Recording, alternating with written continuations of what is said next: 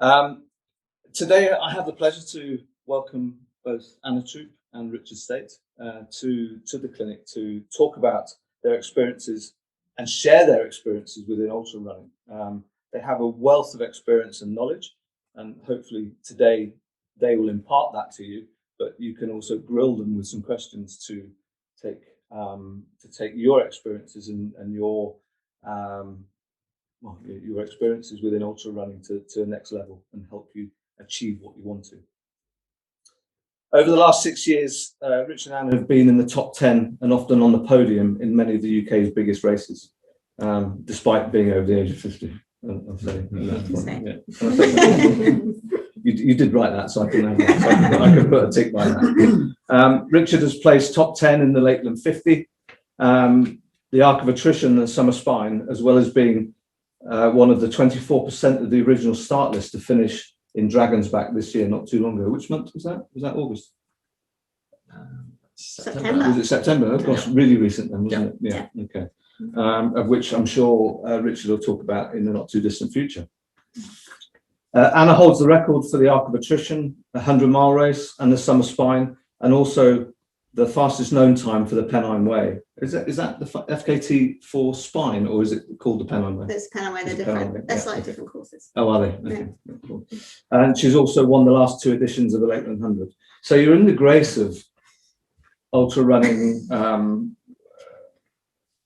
royalty, I'd like to say. It's lovely to have you here. Their achievements are extensive, and welcome to you both. So it's really super for you coming. We're going to try and focus today on, I'm going to try and hold them back and focus on, should I say, Richard and Anna's early experience in the world of ultra running, what got them into it, and how did they experience that as an early experience. We're going to talk about nutrition in both training and racing. Very, very different strategies, different thought processes that we need to have a look at. And then what helps them to perform in their training and racing from a perspective of prevention and care. And so that's everything off the hill, effectively. So everything out of training and racing that involves foot after foot after foot out in the mud, that they do back at home or wherever, places like this. So questions start then. What made you both get into ultra running? And have you always been active? Okay, shall I start? I think we've both always been quite sporty. Both of us rode a lot at university, which is how we first met, rowing for university, and I was lucky enough when I was at that point in my life to be rowing in the national rowing team as well, so quite exposed to a high level of day-to-day training. I think both of us then went off and had careers, which meant we had to step back a bit from really serious competing, and then sort of moved into doing a number of other sports, particularly marathon running and triathlon and a number of Ironman races. There's a background of a lot of endurance sports, so we both and both the same, fairly similar stuff. Similar sort of experience, I think, overall. And then we went through our sort of Ironman phase, and we were then looking at ultra marathons, and both of us were aware of the UTMB and had walked it and knew about it, and we thought, right, that'd be interesting to go and focus on. And to do that, you have to accumulate points, which can take a couple of years. You have to do a number of different races. So we started entering in 2012, I think, UK races to get the points, and eventually ended up doing the UTMB in 2014. And what were the races like in numbers back then, 2012? I guess it was quite sparse, was it, in trying to search to get races that were points fed into those big events? Yeah, I mean, the UTMB has a good website, and it told you which races gave you which points. So it's a question of going on the website, looking what races can I find in the UK which suits our diary. And the first one that came up was Hardmoor's 60, which we entered, and that was our very first ultra, and that's actually ended up being surprisingly difficult. And we struggled round, and we were sort of in the bottom half of finishers, I think, and we took far too big a rucksacks and sort of struggled round, but pretty happy to get to the end and got our points.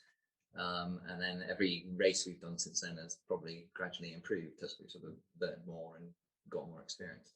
What were your thoughts back when you did that Hardmore 60? Is it a case of I've done an Ironman, I can do an ultra?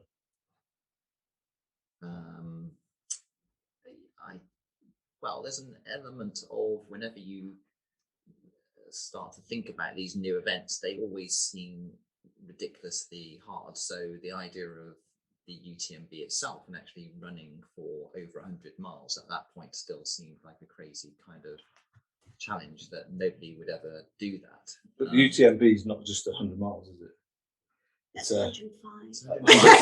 No, but I mean, in terms of it's not a flat rally. It's something that is how much descent?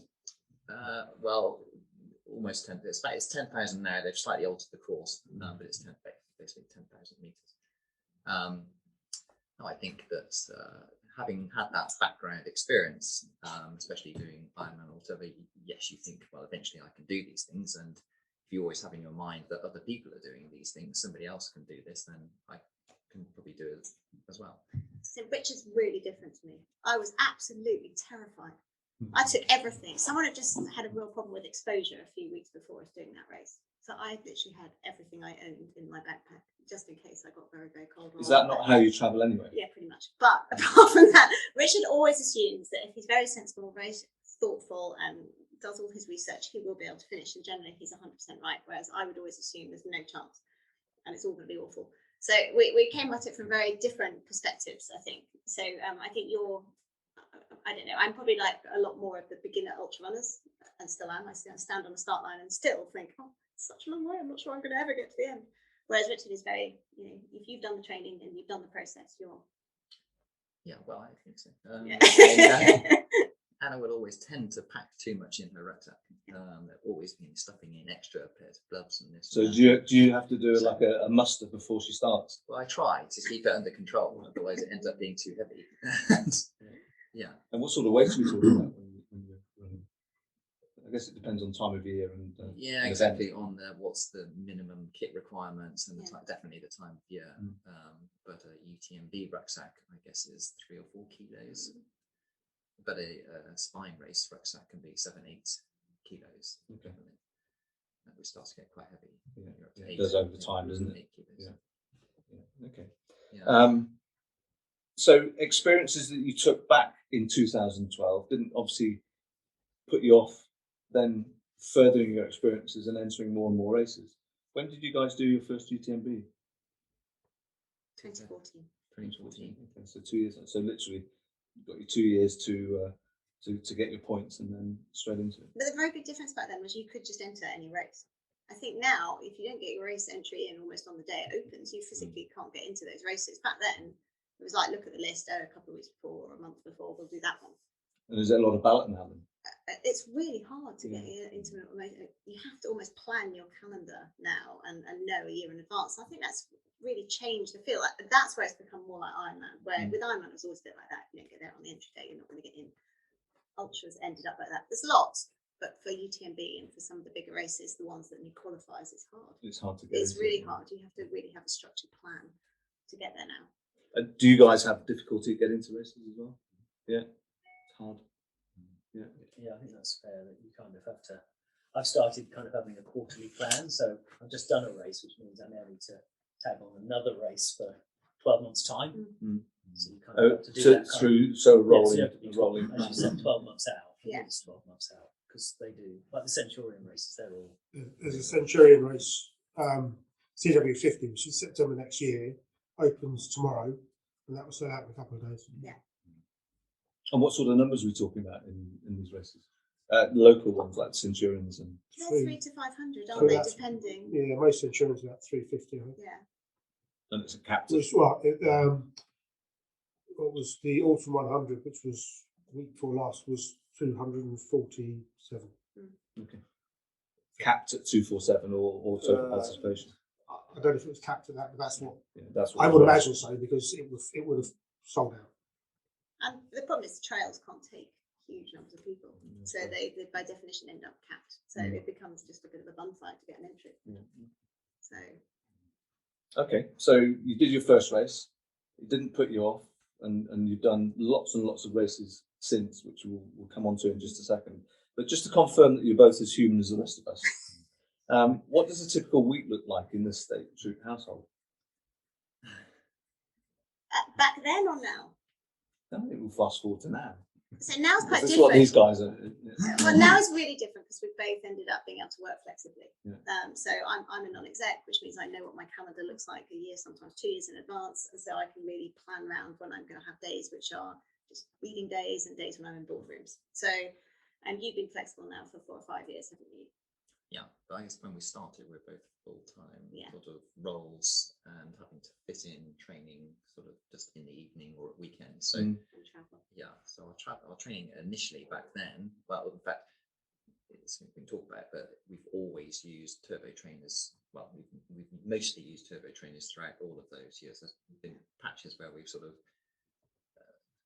forward back a bit from the turbo and ended up actually, I think, getting injured because we did too much running and we got back to the turbo. But it's something that we can talk about. We can cover that a little bit later on. But those early years, we were in the evening after work or in the morning before going to work. We would do an hour on the turbo and then try and fit in long runs at the weekend. Basically, was the basic. So I guess realistically now, your lifestyle now is, I don't know your lifestyle, but on the whole, everyone working still and having to try and fit their training, as I guess you did in your early stages. Yeah. And that UTMB in 2014 was done on 5 turbos a week and whatever we could fit in at weekends. Yeah. And we had That's tiny children at that point still, relatively tiny. So we were literally sort of bunging them in front of the TV, going for a run around the field, coming back, checking on them, running around. So we were really fitting it all in, weren't we? Yeah. So that wasn't perfect. And I think part of the improvements that we've made over the years is actually doing more running and walking during the week because we've got more time to do it, a bit more flexible, able to do it. Which helps, isn't it? Yeah. Definitely. And fortunately, I guess also that a lot of your training you make quite specific, which we'll allude to a little bit later on that as well. Yeah, but we typically train 6 days a week. Okay. We try to have a day off. We do a mixture. It's a mixture now of running, some long walking with heavy packs, turbo training, and trying to fit in ideally 3 or more sort of strength and conditioning type sessions, although that's the bit that always seems to fall by the wayside and we have to keep reminding ourselves to do it. And when we don't do it, we get injured. But we do know how important that is. It's just never seems to, be the top priority. We should pause here and have words. So if we turn around just for a second. How old are your children now? The eldest is now 18 and the next one down is 17. Just. And they both now, well, the eldest has done 100 miles and did the Lakeland 50 last year. So they've both got, but they just really enjoy it, don't they? I wouldn't say there's no speed there at all. In fact, none. But they really love it. No, it's not harsh. If anyone checks her Strava, they will see no speed. But she loves it, and that's the key. Yeah, that's the key, isn't it? It's about getting volume out. Yeah. So moving on to nutrition then, massive topic, and we could do the whole rest of the session on nutrition. I'd like to split the training down into, the nutrition down into training and racing. So if we can start with your training nutrition, your thoughts on training nutrition. With the huge volume of training that you do, how do you both cope with training and recovery nutrition? Well, even though we do train quite a lot, we don't necessarily think of ourselves as eating huge quantities to fund it, to fuel it, if you see what I mean. So if I was to go back to when I was kind of 20 years old and rowing in the national team, I seemed to then eat huge quantities for roughly the same hours of training as I'm doing now. Yeah. So there's clearly been a sort of slowdown in my general metabolism. Back then, the focus of those sort of rowers was very much on a high carb, low fat, modest protein sort of type diet. That was pretty typical.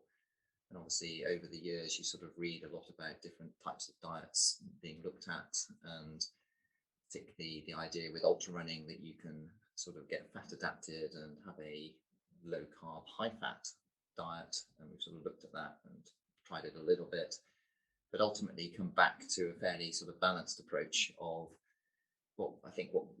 generally our approach now is fairly low fat, although we do make sure we eat nuts and seeds, particularly in the morning, to have sort of healthy fats, reasonably high protein, and a modest amount of carbohydrates, because I do think you need carbs to fuel your training. If you attempt to train on no carbs, you'll feel terrible and you'll suffer. Yeah. I don't know what's PC, but are you normal eaters? Do you eat meat?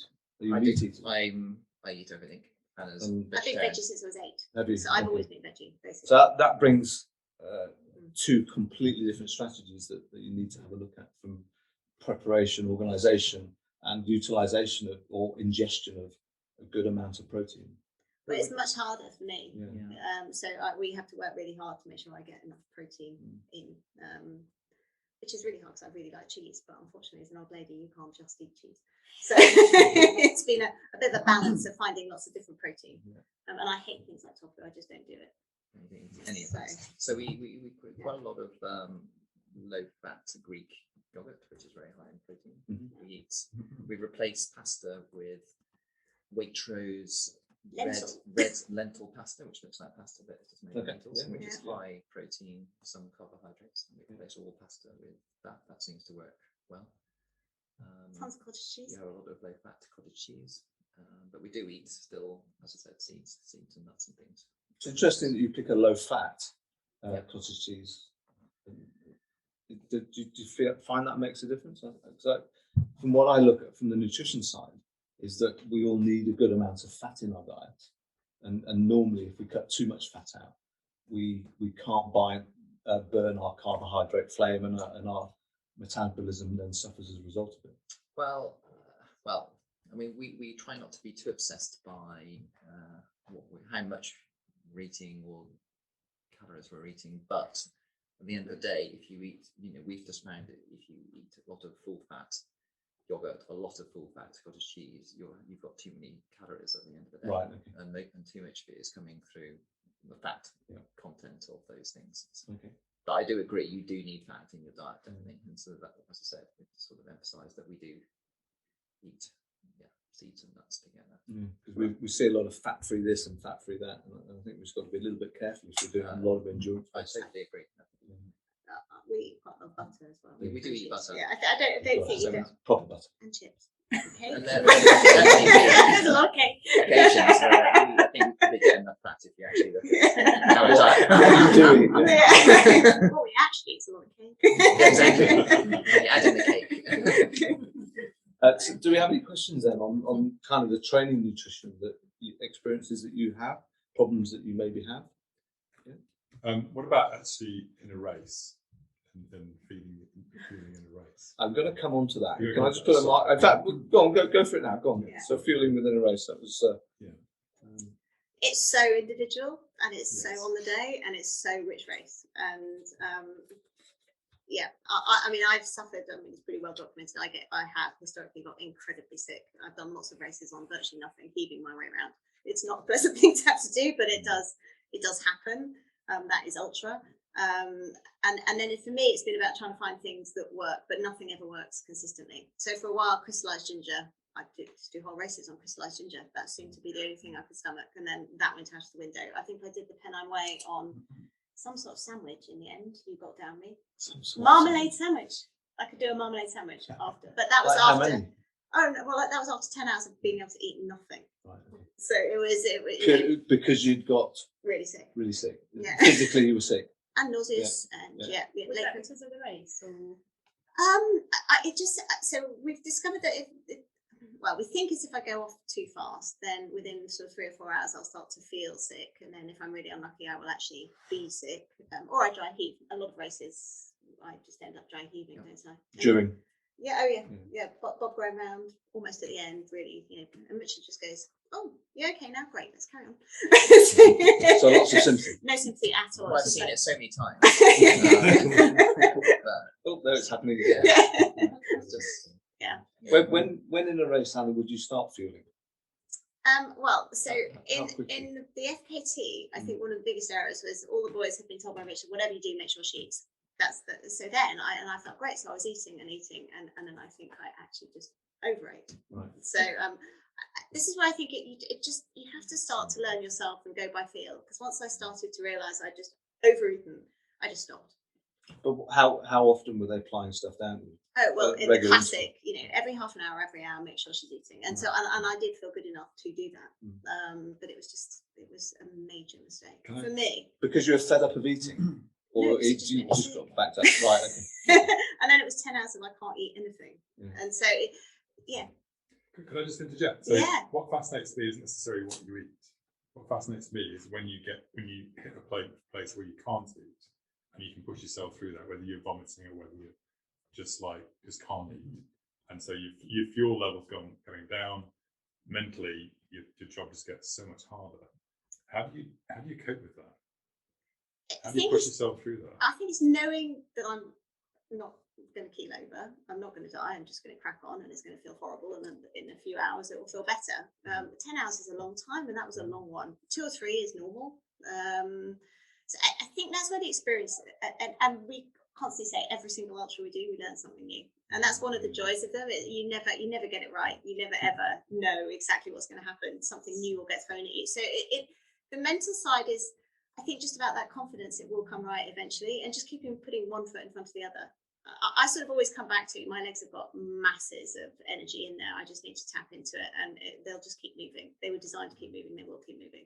It's your head, because you just feel rubbish. And when you feel rubbish, you want to stop. So, and there's the mind games. I think my mind games are much worse than Richard's. I have a constant mental diatribe going on. Whereas Richard can just zone out completely and just be completely calm and quiet, can't you? You can just get on with the job. Whereas What really happens inside there? Well, I mean, I've watched Anna suffer many, many times, and starting in that 2014 UTMB, we got to Courmayeur, and Anna feels very sick by Courmayeur. Were you staying together at that time? Yeah, we do most of our races together. At least we used to. Now she goes ahead of me. I wasn't going to say but that one we were certainly together. Yeah. She was suffering in Courmayeur, which is 45% of the way round, and didn't want to eat anything. And then we set off from there. You go up a big hill and along a plateau, and we were going slower and slower. And I was saying to her, "You're going to have to eat something, otherwise you're going to totally stop." We did sat down for a while. I tried to make her eat a croissant. I remember, sort of went down, and then we just plodded on. And then you go up another huge col, and then she gradually just got sort of stronger. Okay. And then the race progressed, and she got stronger and stronger, and I got weaker and weaker across, even though I was eating. So this is a really typical thing, that when Anna starts to feel sick, she does go a bit slower for a period, and then often we know after several hours she then, for some reason, sort of starts going cell batteries. and then you can often eat a little bit. Not much, but you can start. There's a point at which you suddenly start to feel hungry, and you can start to eat again. But then I'm really careful about amount after that. So if and when I do another Pennine Way, I will make sure that I go off eating small amounts. Whatever anyone else says to me, it will be small, and it will be small amounts of fluid as well. I mean, one of the things we discover in training is we really don't need as much fluid as everything that is written down suggests we need. I guess that also depends then on the climate. Yes, Because no. you recently, just having done the Dragon's Back, the first, was it day? 2 days? Well, 3 days. Was it 3 days? High 20s, 30 degrees. Yeah. And that was in September, so that obliterated the field, I think, didn't it? It did. I mean, 75% just dropped out. People were just lying on the floor, sort of suffering. So I guess in that respect, you've got to take heed to the environment and fuel accordingly. Yes. How did you, within that day, because that was a 6-day stage race, starting from North Wales, finishing down in Cardiff. What was your nutrition strategy for that? Because slightly different, or not slightly different, very different to what Anna would have to have done on the FKT, which was a straight hop from start to finish without any organised stops. Stop when you think, well, I need to sleep, and then just crack on when you wake up. Well, I can eat a lot, and I have no sickness problems. I've only had one race where I've ever felt sick. But generally, I can eat a lot. And on the Dragon's Back, the key is, for most people, just eating enough from day to day. Because what happens on a multi-day race is that, if you haven't eaten you haven't replaced all the calories you've used on day one, you'll go into day two in a slight deficit, and then again, and you just each day gets worse and worse, and you see people going slower and slower. And on the Dragon's Back, people are leaving at 6 a.m. in the morning, and they're not. Some of the slower people are not getting back till 9 o'clock at night. So they've got to try to eat this breakfast beforehand, but they often wake up and don't feel that hungry. And then during the day, they don't provide you with any food. You have to carry your own food, so you don't have big meals provided to you. So there's no aid station? There is one halfway aid station where you have your own drop bag, but you have to have brought that food with you from, the start. They don't give you any food, so it's just bars and things like that. Yeah. It's not perfect by any means. And then you get in at the night, and then you try and eat some food, but it's very hard to replace enough calories. Really, Do you have to cook that? They provide. They provide food as well. Yeah. And did you have any sneaky go-to stuff in your grab bag for the evenings? I mean, they provide lots of food. Yeah. It's just the problem is that people can't eat it. Right. And you're not. What? Just because they just don't, gastrointestinally they're just not. they just don't feel. They've just had a whole day out, and they've literally just got back into camp to find they've got 15 minutes to eat before the kitchen closes at 10 o'clock or whatever. So, I mean, the slightly faster people obviously have more time to eat, and I think it's quite important to try to refuel yourself each evening and breakfast time or whatever, thinking about that throughout. A lot of people can't do it, so that's why they suffer more and more. Yeah. And so, what sort of? I mean, you talked about marmalade sandwiches for the FKT. Typically, what would you guys use as your fuel sources? Anything and everything, or do you have some favourite go-tos? Well, it does vary a bit. In general, we try to eat real sort of food, but I did do the Lakeland 50 a few months ago now, purely on jelly babies as a bit of an experiment, which worked really well. To say, Did it actually? Yeah, it did. I mean, I kind of thought of it as like we're going to do 2 fast marathons together, and in a marathon I would only eat some sort of sugary stuff, so why not apply that to 50 miles? And for me it actually works quite well. I felt quite full of energy. And what sort of duration is the Lakeland 50? Or for you, what was your time? 9 hours. About 9 hours. But I mean, I think my general approach would be to have a mixture of, if it's a very long race, some sort of sandwiches. We do take a lot of our own baking, so Anna bakes some scones, Fruit scones, things like that, and a little bit of sugary stuff. So maybe glucose tablets, or I don't really like gels, and I don't really like most bars, to be honest. Yeah. But I do think you need some pure sugar as well mixed in with it, with the real food as well occasionally. How do you guys get on with kind of the longer race nutrition?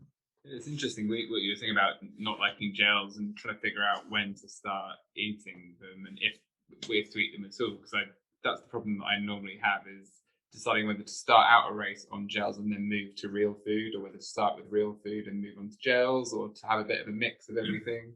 I've done quite a few 50 milers and 50Ks, but haven't been able to crack the 100 yet, and that's sort of what I'm working on at the moment. On the attempts that I've done it, I've got to the 50-mile point and just stared at real food, and then, like you said, not really been able to eat it. I know I'm starving. I know I'm in a massive calorie deficit, and I know that it will probably bring me back to life. But just if I've managed to get it down, I haven't then been able to get enough in to suffice for the next 20 odd miles, and just had to sort of DNF at like 70 miles, which is just gutting. But that would be gutting. it is gutting. Yeah. 10 as well, so. When you've done 70, That's one of the things I like about ultra running. Is having a little waistcoat on and your big pockets full of a little seed. It's like a little shuffling picnic. Yeah. I don't struggle from. I'm probably not trying so hard as you. I don't struggle to eat, and cheers you up no end, doesn't it? What do you have as your little favourites? Well, I did the Tilton Wonderland 50 this year, and so I have in one pocket I just put in some salted peanuts just at the last minute, and that's pretty much what I ate most of the way around. And they went down so well, and just thoroughly enjoyed them. But I would have flapjacks with dates and peanut butter sandwich, or just eat some bananas at the aid stations or whatnot. I mean, I think one of the things we have, because when we go on these long hikes, neither of us get sick. We can go out for hours and hours. Say that again. When we go on the hikes, when we do our big hikes, and we can be working quite hard, but neither of us actually ever feel ill. So there's something to do with higher heart rate. So I have a question on that actually from someone on here. Okay. So I have 2 questions, but I'll ask the heart rate one first, just because you mentioned it. So Mark, who is a middle/long distance triathlete, has asked, what heart rate zone are you typically running at? And he would imagine it's very much in the endurance zone, around 60% of max or lower, question mark. So that would assume I know what my max is. That would assume that this is all as technical as the triathletes approach it. What I do know is what will tip me into a red zone from turbo, and then I will always make sure I stay below that. So I think the way we've approached this is we know that I can hold 140 for me, whatever that is as a percentage, I don't know, for as long as I really want to. We'll try and make sure I don't get over that in the beginning. I always do. Let's be really clear. I never ever manage it, but at least by focusing on it, I stop myself just going bonkers because. All the time. Well, So yeah. less than.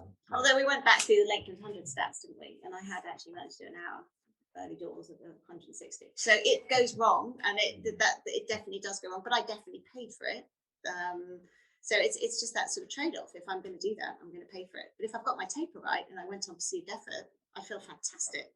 Within a couple of minutes, I'd be off. so it's kind of a bit of a sort of hold myself back monitoring tool. I don't have Richard's self-discipline, so the heart rate is a bit of a discipline tool for me, and that's how I use it.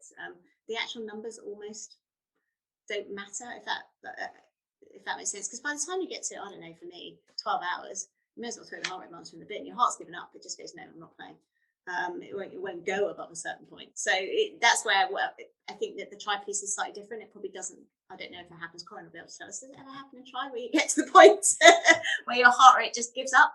Won't go any harder? I won't say gives up. Yes, it'll like when you get to a certain level of fatigue, yeah, your heart rate will plateau. Yeah. You'll struggle to get it above a certain, to go any higher. Yeah. So at that point, and if you're then going for another 24 hours.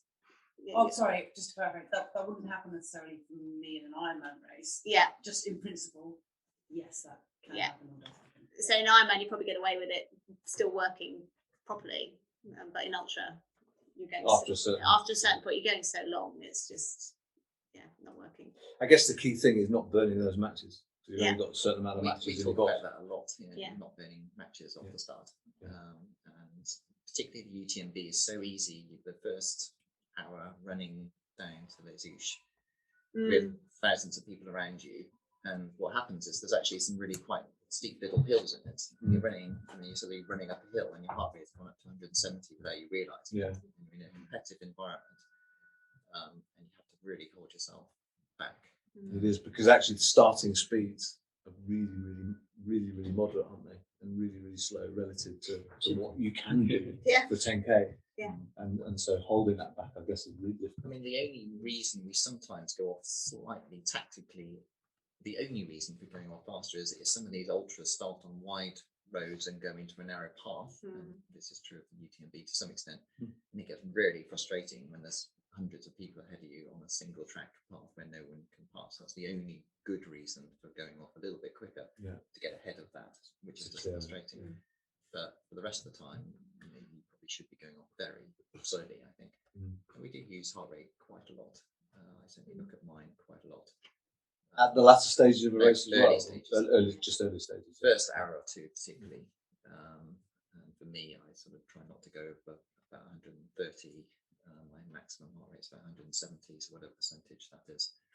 I don't know, but I know that's a sort of number that should be fine for me. And then the further on in the race, I do find my heart rate becomes increasingly irrelevant because it just gradually goes lower and lower. And so towards the end of a race, I can be trying as hard as I possibly can up a hill, and my heart rate's still only 125 or something. It just will not go up. I'm so tired at that point. And your heart just doesn't respond in anything like normal way. But the first 2 or 3 hours, we look at our heart rates quite a lot. And I'm usually saying to Anna, we're going too fast. Slow down. That's the usual thing.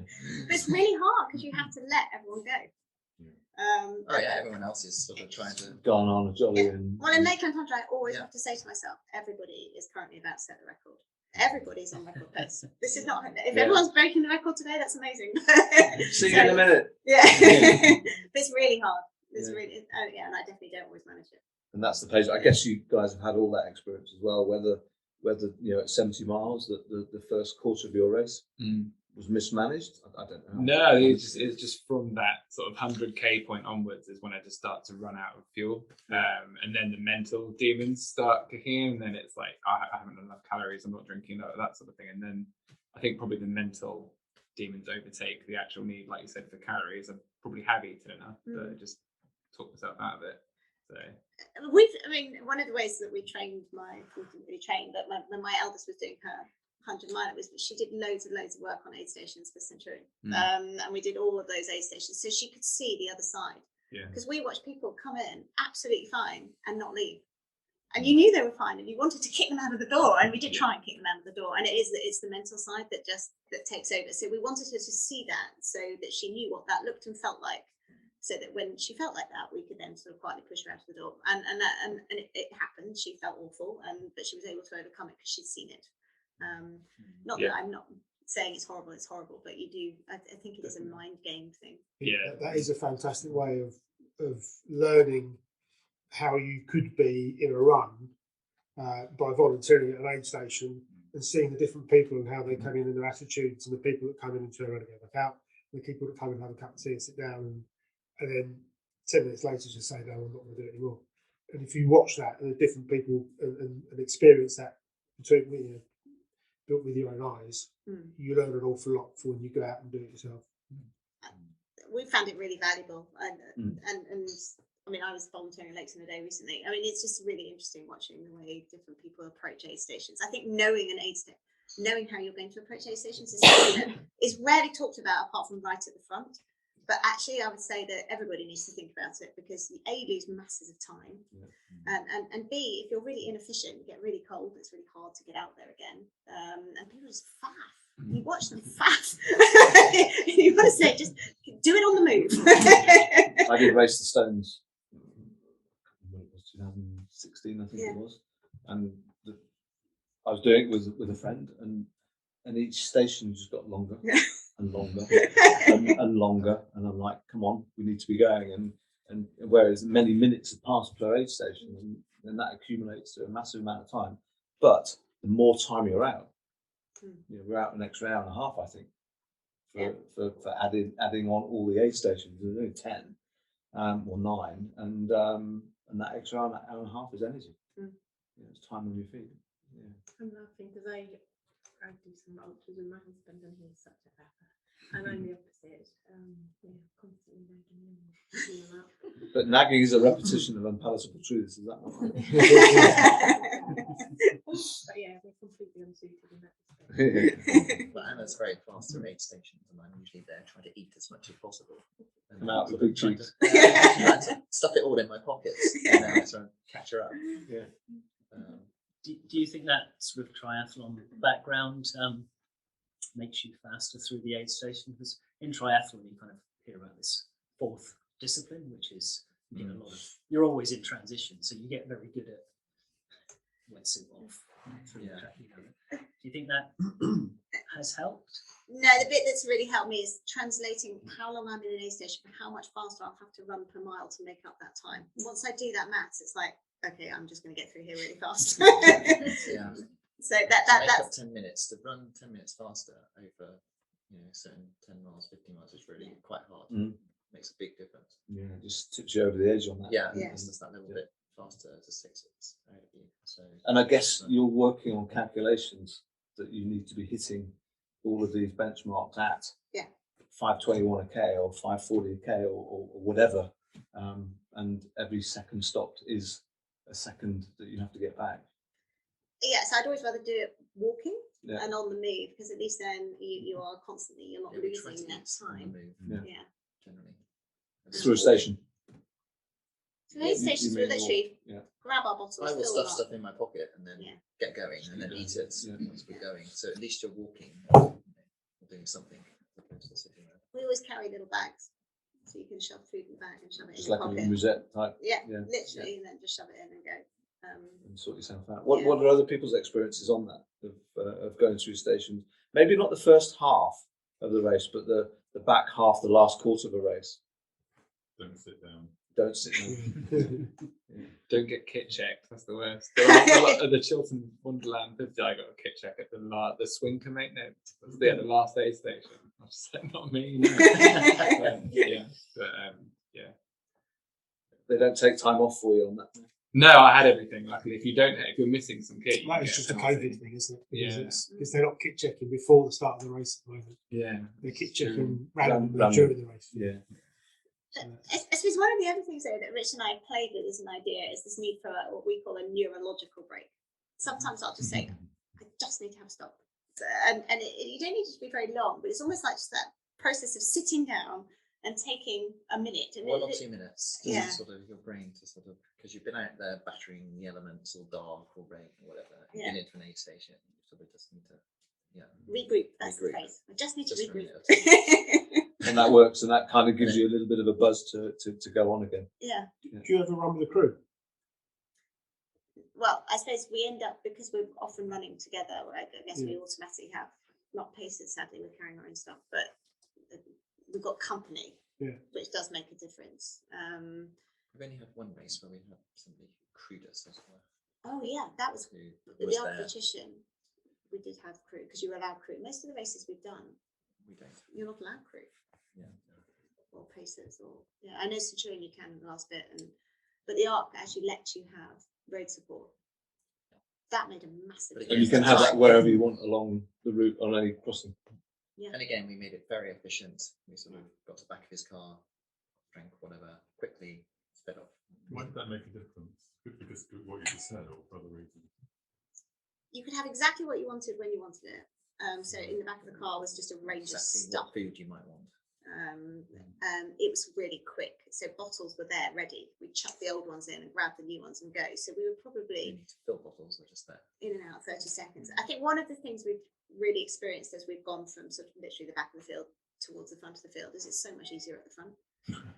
Because you walk into an aid station, it's empty, and you've got 5 people there ready to do whatever you would like help-wise. It's really weird. It's like, oh, can I fill your bottle? Well, that'd be really nice, but you sure? You know, it's a totally different environment. You're not fighting for chairs. You're not fighting for space.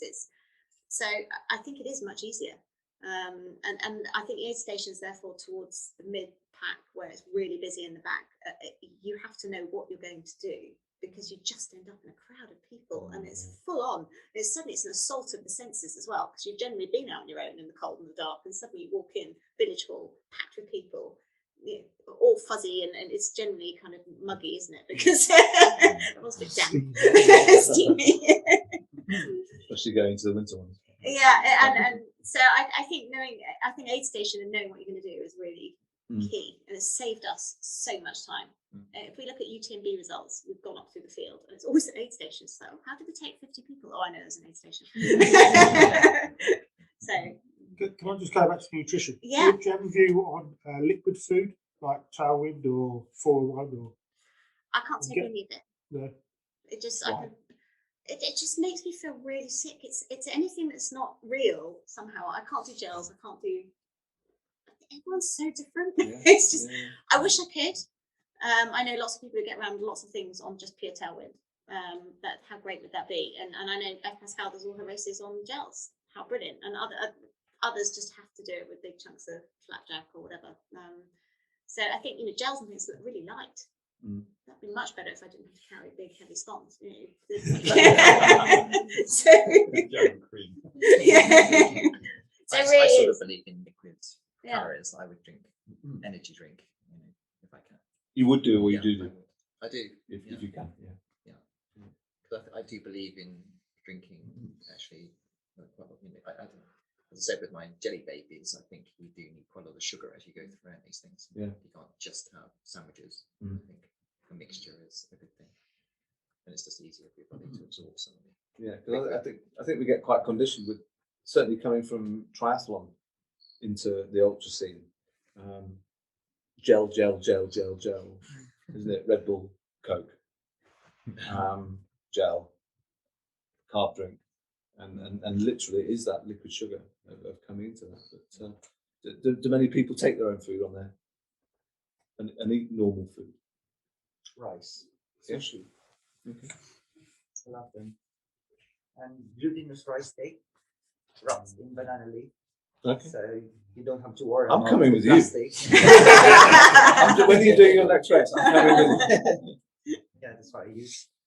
And it works. Yes. And it stays down and you feel I great. like them. Yeah. Yeah. Result. Do you think there's there is a less about distance, but more sort of hours of training? I can pretty much go on gels, and I think there is a limit when you can't just.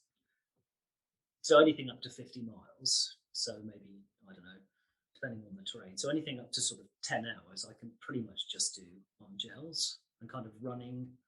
And that would be mainly running. Apart from it was hilly, then it'd be some walking. But I think beyond 10 hours, and you guys do, like 10 hours is just a training run. So do you think that beyond that, the real food becomes more important? And I guess you're both very different. Well, that was my experiment with the Lakeland 50. I could eat just pure sugar for 9 hours, 50 miles, but beyond that, I would not have wanted to carry on like that. So I think that is about the limit of what you can do on sugar.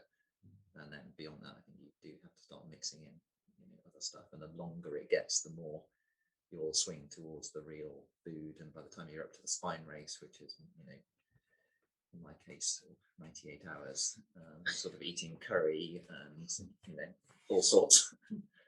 So yeah, the longer it is, the more normal food and the less sugar. I had almost no sugary stuff when I did the spine race, a bit, but By the end. Yeah. How are you digesting like on that? Well, I was all right. Again, I'm sort of quite good in terms of just eating generally. So I have no real problems. But it's just what you sort of feel you want to eat, and the longer you go on, the more you just feel like you want real food, basically. How much does caffeine and painkillers play a part in your running? Caffeine big. Those little cans of double espresso Starbucks, they're big. They're, one of those every 4 hours. Too much caffeine, really bad. That makes me sick. So it's about just sort of finding that balance, which for me, I think that's a blend of sort of liquid sugar and caffeine. That works quite well.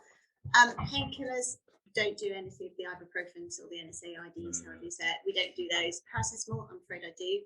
If I get a blister and it hurts, I will take paracetamol. I've never taken more than I would in normal life. But if I'm racing and it's going to make me seriously miserable, I will take paracetamol. Richard? Definitely use the caffeine overnight if it's overnight races. And I have a steady stream of caffeine, but not excessive. Because I think too much caffeine will start to feel sick. How? What sort? Well, I will drink. If the organisers supply some coffee, I'll drink their coffee. But I also like drinking the double espresso shots because they're 200 calories as well. And they taste really good. Those tins. Those Yeah, tins. the sugar. I mean, they're brilliant. Well, they're from Starbucks. Yeah, little thought you get them in the Buy supermarkets. them in the supermarket. Yeah. Yeah. It's like sugar and caffeine that makes you very happy. What could go wrong there? And we did once experiment with caffeine tablets. Like I think we took 2. They didn't seem to do anything. So that's why we went back to coffee and actually getting some. Yeah, Pro Plus. We have used them. I mean, I think I'd rather eat and drink the. Yeah. Drink stuff. It's much nicer. The caffeine can be quite an important thing to. Just to give you that boost. Long race. Yeah. And I think the painkiller one's quite interesting because as a girl, you've got a bra with bra straps on, and then you've got your rucksack on top of bra straps. I sometimes find I get a really bad headache. It kind of because it gets really tense down next, and so actually for me, again, I find that's when I often need them earlier in the race, and then I don't need them again because it sort of gets rid of it and I get used to it. So one of the bits of training we try and do is the specific training because I think the soft tissue. We're doing loads of really heavy rucksacks at the moment, and I think it just gets the soft tissue area used to carrying a ton of weight. It's something that no one ever talks about, but there's loads of women doing ultra now, and we all have these little tiny straps, and then your rucksack, and it's just like this huge pressure point. Straight down your neck. So, yes, there we are. All the ladies in the room. It makes a difference. Can I ask a question about resilience? Yes. Listening to you, it sounds like the mental barriers have been, and self-limiting beliefs have been completely put to one side. You know, when you hear, you know, the audience saying, you know, after X number of miles, I can't do that, and it sounds like you don't have any of those things. And I'm curious about whether on your journey to go from the back of the field to the front of the field, whether you've done some work on moving those mental boundaries. Not specific work, but I used to be absolutely terrified of racing. So we did actually have a little point in time where I just literally feel really sick for weeks ahead of a race because I was so nervous, even though I wasn't going anywhere. The pressure was nothing, but it was, and Rich, you made me do a chunk of racing at one point. Well, I thought it was just better to enter more races. Was that in the ultra scene or was that triathlon time? Yeah, that was ultras. Yeah. And it was, I think that was worry about would I get through it? How was it going to be? Then there was a brilliant Killian Jorno thing that we watched at one point, and he's on Everest, and it's all going horribly wrong. And someone says to him, "How did you manage that?" And he said, "Well, you know, I was fine. I wasn't going to die. I was a bit uncomfortable, but I wasn't going to die." And I often have that in my head. Okay, I'm a bit uncomfortable, but frankly, I'm not going to die. So just crack on. And that takes all the fear out of it. I can walk. I'll have time. Most of the ultras, you do have time. So I suppose if anyone's about to DNF and thinking about it, I would say walk for now. The chances are you've got time to walk for now. You may not get the time you think you want, but you'll get a finish, which is probably what you really want. And I do go through those mind games of how am I going to feel if I DNF? How am I going to feel tomorrow? Actually, I'd really feel great. I just want to go to bed. No, how are you really going to feel tomorrow? And what I will do is I get up in the morning, I'll lie in bed the night before a race and I will say to myself, next time I'm here, I will have finished.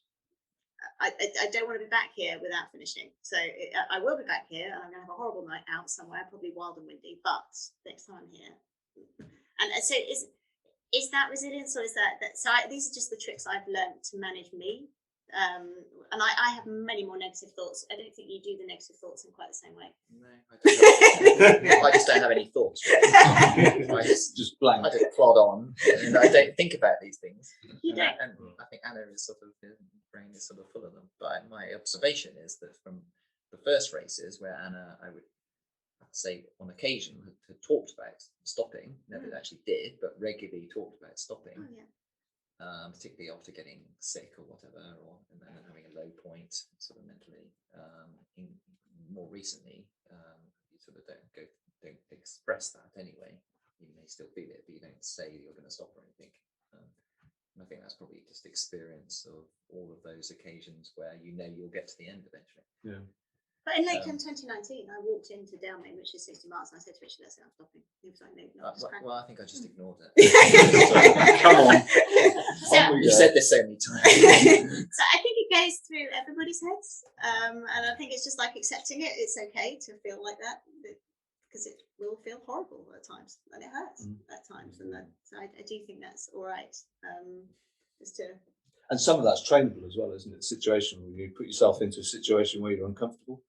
And the key factor, I think, of finishing endurance sport is the psychological side of it. It's not the physical side of it, but the psychological saying I can, which is what you're saying. Everybody definitely goes through big ups and downs. Yeah. That's what most people go through, big ups and downs. That's what In 100 a lot of ultra runners will tell you. It's just knowing that you're going to go through those ups and downs, and your will come up the other side of it. Yeah. Do either of you struggle with sleep the night before a race? And if not, how? That's a question from Paul.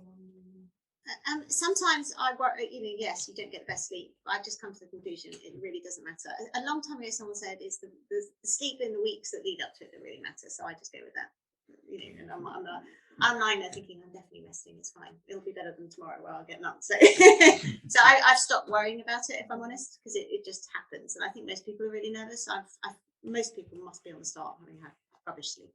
So we're all in the same boat. Is the way I view it. You just haven't the kid there. I don't actually sleep that well day to day. For me, it's the same. He's a rubbish sleeper.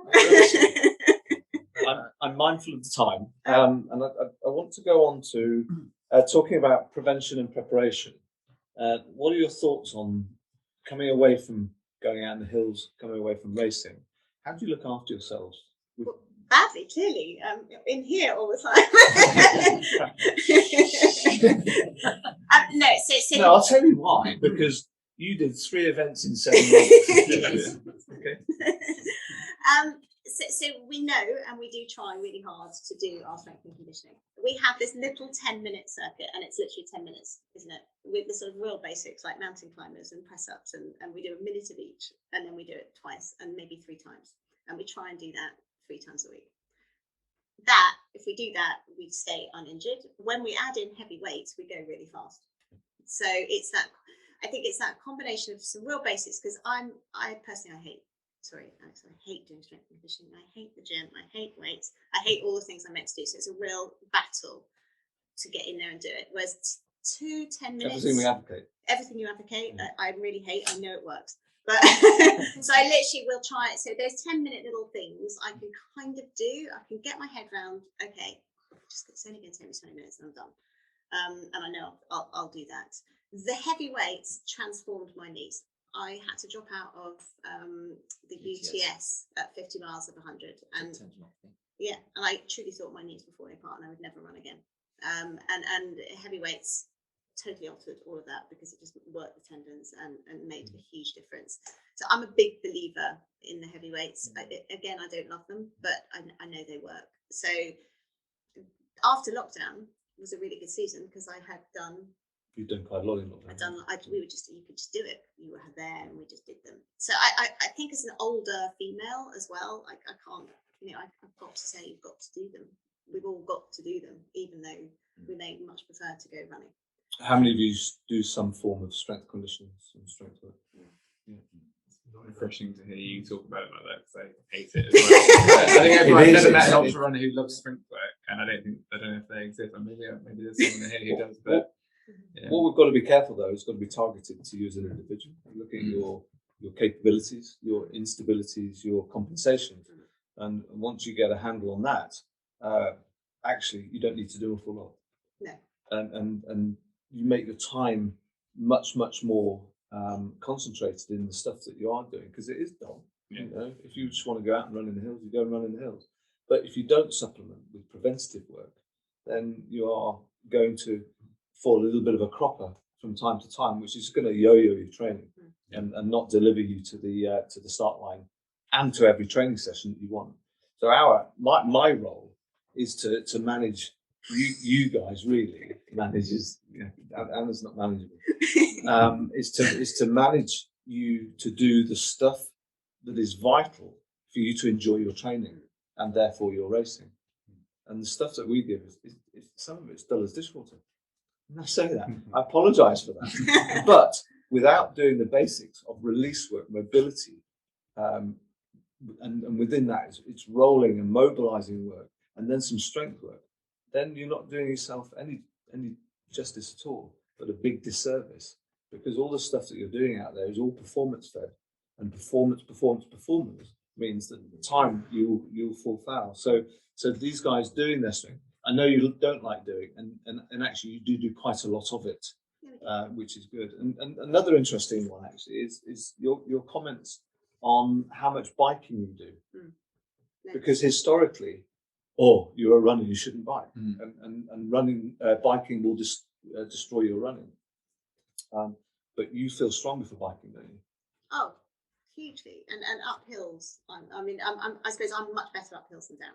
I'm really rubbish downhill, but I do, and I can go up hills really very fast. And I'm convinced it's the bike, because it just makes me so strong. And when we talk about the bike, it's the what bike. Turbo bike. We don't go outside. Yeah. I fall off. But the what bikes, it means that we look at power a lot, and we do heart quite rates, serious sessions. Yeah. But they're consolidated as well, aren't they? Yeah. What would you go up to in terms of time? Hour and a half? Yeah, Up to max. an hour. Yeah. Average session hour. No, average session would be an hour and a half. Oh, would it? Yeah, probably can. That's the ideal, but Yeah. today we did an hour because we didn't have quite enough time. Because we have. Yeah. So that's, Yeah. But Did I make it short today? Yeah. That's all right. But generally it would be an hour and a half that's what we try and do. it's partly I feel that we can't run more than about 70 to 80 miles a week without serious risk of injury doing, if you start going above that many weeks in a row, I think you'll run into problems, or we will run into problems. Of running. Yeah, well, running or something. I would throw in, I mean, if we're, because we do also quite a lot of hiking with our heavy packs on, especially in the Lake District. So those miles are probably less impactful, but I would still count them to some extent in those numbers. So if it was hiking miles, yes, we could go slightly higher, but if it's running, definitely no more than 70. So how many hours overall a week are you? Really varies. I mean, if it's like a week of turbo trainers, it will be 8, 10. By the time you've added in everything else. If it's a Lake District week, because we've got that flexibility, we could be out for 6 hours a day. And I mean, those for me are the joyous weeks. That's what I really like doing. But I think one of the things we should pick up on the strength and conditioning is, I mean, I assume everyone is based somewhere around here. And then most people ultimately aspire to do something in a hilly place, because that's just where ultras are. It's really hard to train around here. And then particularly when you get to the lakes and things, it's all boggy and really nasty. And I think all of that band work, all that hip flexor work, all of that eccentric loading suddenly comes into its own, and you've got the strength to actually do it. I personally don't, we're big believers that you've got to get onto the terrain you're going to race on, but that's as much about feet and everything else as it is about the strength. I think you can be strong enough down here, but if you're not getting your feet conditioned to that kind of terrain, you're going to have horrible blisters, and it's all going to be nasty quite quickly.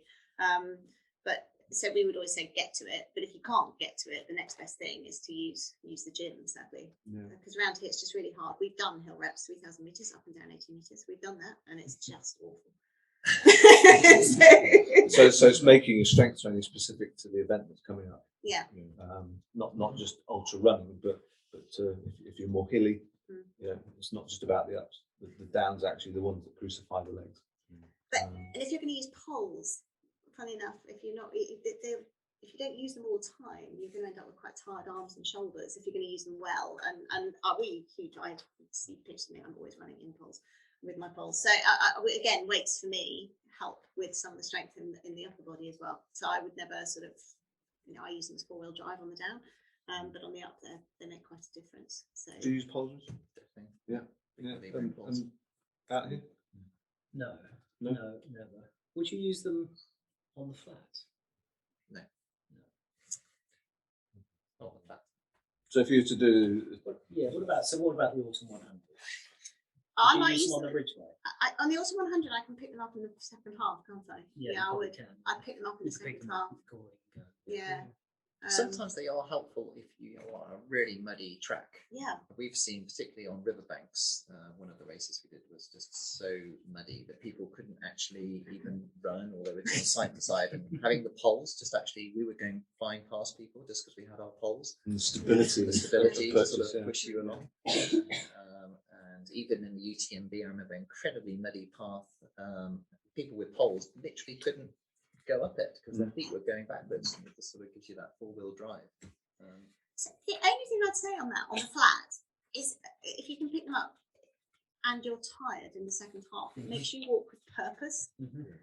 When I've got my poles, we do find we walk a lot faster when we're actually doing it, because we do walk in these things as well, and then I find that they make me move faster, full stop. So I think if I felt I was going to be walking in, say, a Thames Path 100 or something, I would definitely pick up poles. If you're running all the time, we've got used to them and they're quite light, but they're not perfect, let's face it, if you're trying to do fast running. But how fast is fast? Yeah, not much faster. I'd say, having used them, tried them for the first time a couple of weeks ago, and being a big skier, it was really natural for me to pick up the poles. It made a huge difference going up and down. Yeah, that's interesting. I haven't thought about skiing, but I was a big skier too. Yeah, very natural. Yeah. We'll be doing it for the first time. My Lakeland 50, I didn't use poles. You didn't? And I was this year? happy not to use poles because it was actually quite fast. And ultimately, the faster you run, the less you're actually going to be using your poles. Yeah. And I guess so. It's then event specific, isn't it? And it's to you as an individual about how you use it, how you like using it, the length of the event. Mostly we use poles. Okay. Just on specific events with poles, with the art of attrition, the coast path's quite narrow in a lot of places, and I'm training at the moment for the 50, the ARC 50, You get the nice half. I know, yeah. Starts at Minack Theatre Yeah. and everything, doesn't it? But yeah, my family all live down in Cornwall, so I'm quite lucky to go there. But whenever I've taken my poles with me to train on it, I found them in and out of the quiver quite a lot, just because there's so many bits where it's really narrow and it's not. I haven't found it too sort of easy to get working with. I can see in the pictures up there that you used them throughout the arc. And what did you? I don't know what's Was up it- there. We did use them throughout the arc. I think, Yeah. and the last 20 miles, once you got through the sandy bit, then suddenly you're into quite severe up and down. Okay. Now in the 50, your legs may not be quite so broken, but in the 100, you hit those steep ascents and descents, and you're just like, oh goodness, and the poles are literally a lifesaver at that point. The arc can get very muddy. Yeah. And again, they're quite helpful. But ultimately, if you've got a ton of heather or bracken or whatever, you just have to lift them up. Yeah. And you get better at it, to be honest. I mean, sometimes it is a pain, and sometimes I find I go to put it down and it's not quite there, and I almost fall over. So there is an element of just being a bit, And you train with them as well? We do. I mean, not when we're doing a flat run like I'm doing at the moment, but yes, we do train with them. Yeah. But Do you put your wrists through the loops? Do you use the loops or not? No, never. I think that's left over from skiing stuff as well, where you just don't, in case you have a nasty fall, you just don't really put your own hands through. So I don't. It also means I can move my hands up and down really quickly. So if you're going up a steep hill, you might not want to have them right at the top, or you might. It depends. So I do tend to, or I just slip them in so I'm halfway down and running with them. So no, they're never in the loops. No. I'm going to get some holes tomorrow. The black diamond ultra distance really light ones. They're very foldable, very quick, and they're What, very they're light. 3-piece? We don't fold them though. No, we don't. When we Once run they're these out things, there. we literally just put them in our. If we're going to run, we just hold them. Hold them We halfway. We don't put them, stash them. We just hold them. But we're not running that fast. No. I mean, I think that's the thing. We're not sort of doing 6.5, 7 minute miling. No. We're at, if it's a great day, we're at 10. Yeah. I think so. The terrain really comes into it. Cool. So I have one more question. What is your why? And this is a message from the floor. What gets you out even on the days when it all seems like a big drag? Oh. This is, I guess, in training. One or other of us is good. I mean, this is where it really, really helps to be in a two. If I'm honest, like one of you will often go, oh, I can't be bothered. And the other Who will go, drags who out the most? It really depends, doesn't it? Richard does. Okay, really, do we have to? No, for the big days, if it's a really big day, it's even just a bit rubbish weather up in the Lake District, it's me.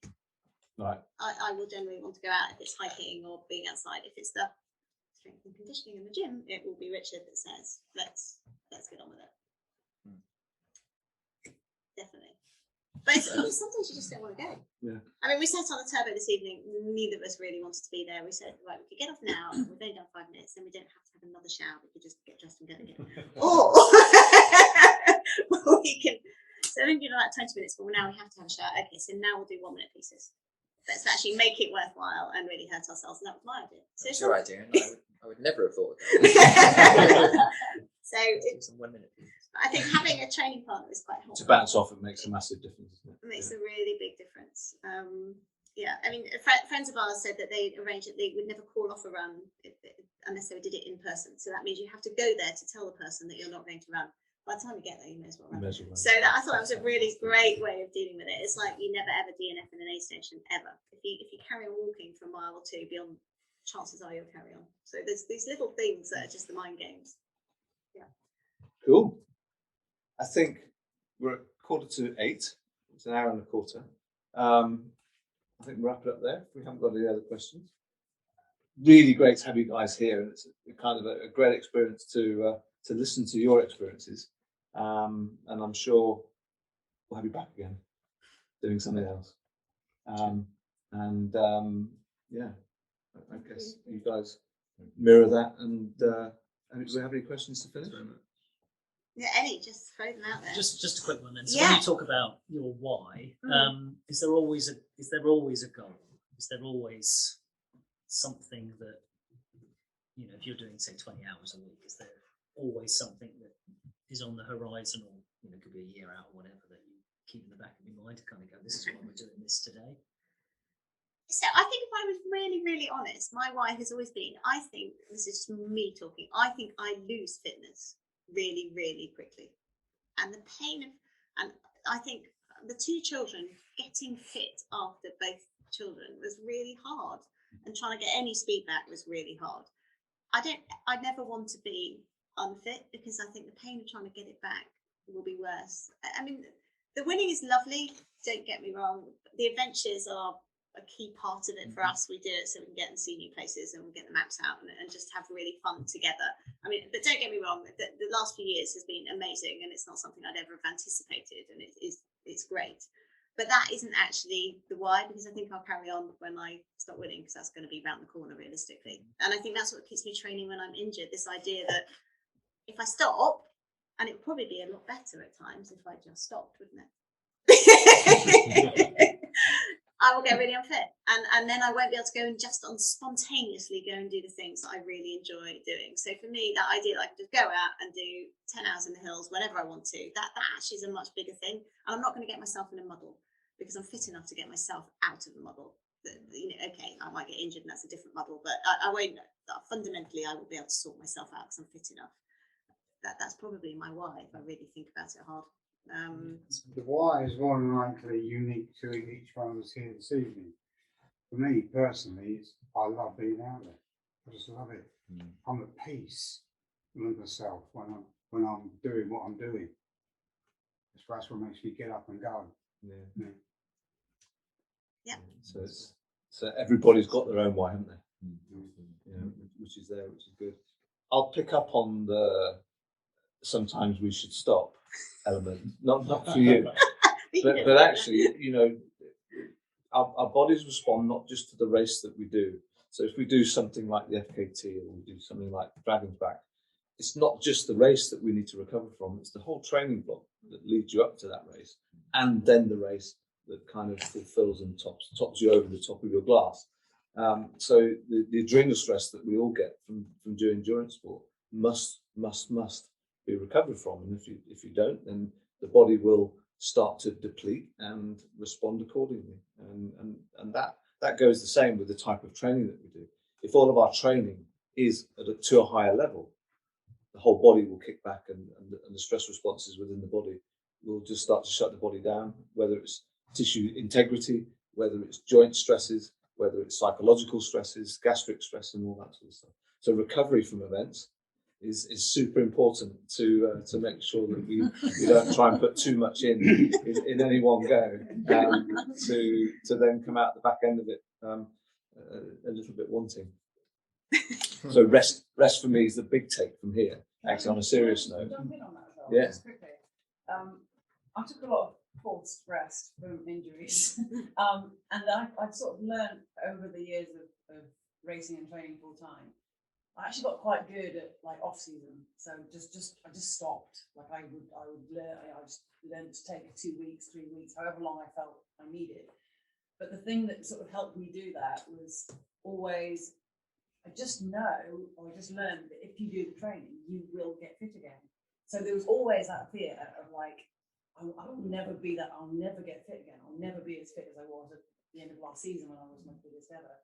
But just believing that if I do the training and I'm patient, it might take longer than I hope or I think, but I always try to have that belief that I will get fit again. I will. It's just training. So that really helped me to sort of take end of season rest, like injury rest. Eventually, when you just learn. But that was how I learned. I guess that was my experience for forced rest and coming out the other side of it smiling most of the time. My job's hard because I only ever see, for a lot of people, the injured athlete. So my psychological stress and trauma is massive. What I'd like to see is people being much more preventative, and that's where the strength conditioning comes in, the self-help, the recovery, the nutrition, the sleep, and all of those facets of recovery that keep you training. And if we can just top you training and saying every so often, this isn't a sales ploy, by the way, every so often you say, right, okay, I'm 6 weeks, 8 weeks into a hard training block. How is my body? And you have an MOT. And that's just a maintenance only therapy session where we look at you, or whoever looks at you and goes, this isn't working right, that needs work on, that needs release, go away and do it, you now know what to do, goodbye. And if that's the case, we wouldn't see you for treatment because you wouldn't need it. And you can apply those principles yourself and say, I'm in a training block, what do I need to do to look after myself to meet my next training session? So that really is the big take home. Look after yourselves well, and the body will look after you, and you'll make training sessions and events and do well in the events because you've put the training in of quality. And I will say we do have a fantastic strength package on at the moment. If you'd like to come and have a chat with me about it, I will be there at the end. Cool. So on that note, sorry, can I just ask one more question? Yeah. It's kind of relevant. Well, it's relevant to you two, and it's about age. So you mentioned about knowing that if you took a few weeks off, you would either come back and make up the shortfall in or deficit that you built up in fitness. Recovery, yeah.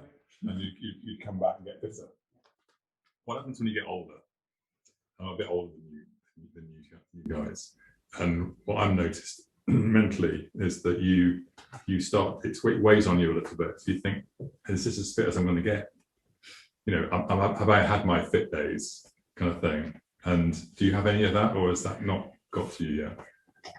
I definitely say I've had any fast days. They've gone. I'll never do a fast marathon again. So you're changing your... Totally. And I think people often ask, are you coached? And we don't have a coach. I mean, Richard sort of has a vague plan in his head that we kind of follow. And sometimes, as you found out today, I throw it out of the door and go no. So I think as we've got older, we definitely do a lot more on feel. And there are days where you just go, I'm absolutely knackered and I'm going to either do something very light or just go for a walk. And we do that. And I think ultra runners don't hike enough, if I'm honest. And actually the key thing is time on your feet. Most of those DNFs wouldn't happen if people had been on their feet for hours and hours and hours and hours. And back to back, we do back to back. We've not talked about back to backs, but in terms of strength training and just being fit, going out hiking for, if you can find the time, big chunk and then another big chunk the next day, or run one day, hike the next day. That's brilliant ultra training, and people don't do enough of that. They just try and do 2 long runs and then they end up broken, particularly when they're older. So I think when Richard talks about the running and the mileage, it's those big runs that just kill you off, especially when you add a pack. And no one talks about the fact that for girls, that pack can be up to 10% of body weight. It's a massive chunk. And then you're loading that through your lower limbs running. So I think the hiking is really important and really enjoyable. You get to look rather than just look at your feet. I mean, I know what you mean in terms of, I probably will never run as fast a marathon as I did 10 years ago, but there's enough other sort of events out there which require different skills that we sort of developed over time to give you things to sort of focus on. So, ultimately ending up doing the spine race is a totally different challenge to running a marathon. It's so many multifaceted sort of challenges there. So there's kind of enough things to keep your mind occupied to stop you worrying about the fact I'll never run a really fast marathon again. So yeah, I mean, I know what you mean, but it's I don't think it's something that we worry about too much, because it's always another adventure. There's always another thing to do. Yeah. Super. Thanks, guys. Anna, Richard, thank you very much. And from the floor, I'm going to mirror that, I think. So thank you very much.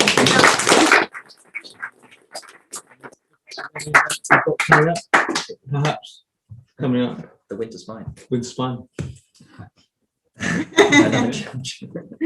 Early January. Watch the news. Super. Thank you so much. Thank you all for coming. Yeah, thanks, guys. We have our next one end of November, which is with Corinne Abraham on her experiences as a professional Ironman triathlete, the highs, the lows of competition, and Corinne's career within that, which was very, very, very successful.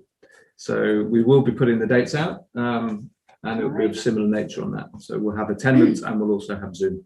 So thank you all for coming, and enjoy your evening. If you've got any questions, I'm here for a while.